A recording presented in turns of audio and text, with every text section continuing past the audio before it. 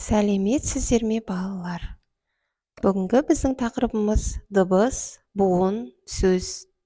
Балалар, сөмкеңде нелер бар? Әрине, кітап және дәптер.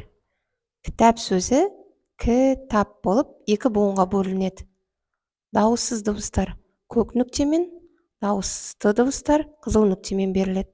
К дауыссыз көк нүктемен берілген, дауысты қызыл нүктемен берілген, Т дауыссыз көк нүктемен берілген, А дауысты қызыл нүктемен, П дауыссыз дыбыс көк нүктемен берілген. Дәптер. Дәптер сөзінде де екі буын.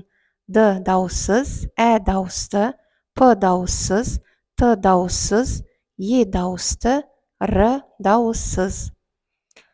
Балалар, дауыссыз дыбыс көк нүктемен, ал дауысты дыбыс қызыл нүктемен белгіленеді. Енді суретте көріп тұрғандарыңыздай кітаптар, сонымен қатар дәптерлер. Кітаптар деген жерде үш буын. К дауыссыз, дауысты, Т дауыссыз, А дауысты, П дауыссыз, Т дауыссыз, А дауысты, Р дауыссыз. Дәптерлер. Дәптерлер сөзінде де үш буын. Дәптерлер. Д дауыссыз дыбыс, дауысты, П дауыссыз, Т дауыссыз, Е дауысты, Р дауыссыз, Л дауыссыз, Е дауысты, Р дауыссыз. Балалар, айтып өткеніміздей, дауыссыз дыбыстар көк нүктемен, ал дауысты дыбыстар қызыл нүктемен белгіленеді. Осыны мұқият есімізде сақтаймыз.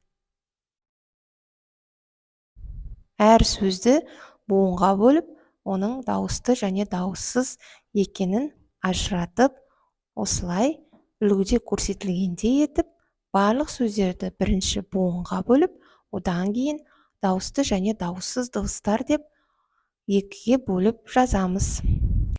Балалар, суретте нені көріп тұрмыз? Әрине, сызғыш, қалам, қарындаш және ермексаз. Сызғыш сөзінде екі буын. Сызғыш екі дауысты дыбыс және төрт дауыссыз дыбыс болып бөлінеді. Қарындаш, қарындаш үш буын, бес дауыссыз дыбыс, үш дауысты дыбыс. Қалам, қалам екі буын, үш дауыссыз дыбыс, екі дауысты дыбыс. Ермексаз, ермексаз үш буын, бес дауыссыз дыбыс, үш дауысты дыбыс. Осылайша балалар, біз ең әуелі буынға, одан кейін дауысты және де дауыссыз дыбыстардың нешеу екеніне мән беріп, осылай бөліп үйренеміз. Көріп тұрғаныңыздай, әр сөзде әртүрлі буын, сонымен қатар әртүрлі дауыссыз және дауысты дыбыстар беріледі. Айтып өткеніміздей, өзіміз мұқият орындауға тырысайық.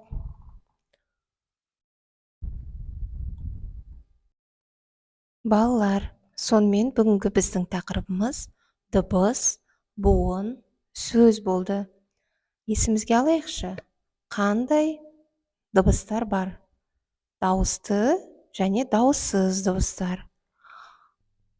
Бүгінгі оқыған сабағымызды қорытындылай келсек, тілдің дыбыстау мүшелері арқылы айтылып, құлақпен естілетін үн дыбыс деп аталады. Қазақ тіліндегі дыбыстар дауысты және дауыссыз болып, екі топқа бөлінеді. Сөз дегеніміз заттың, түрлі құбылыстың, қимыл әрекеттің атауы. Буын, яғни фонетика, сөйлеу мүшелерінің тұтастай қимылынан пайда болған бір немесе бірнеше дыбыстық тіркесі.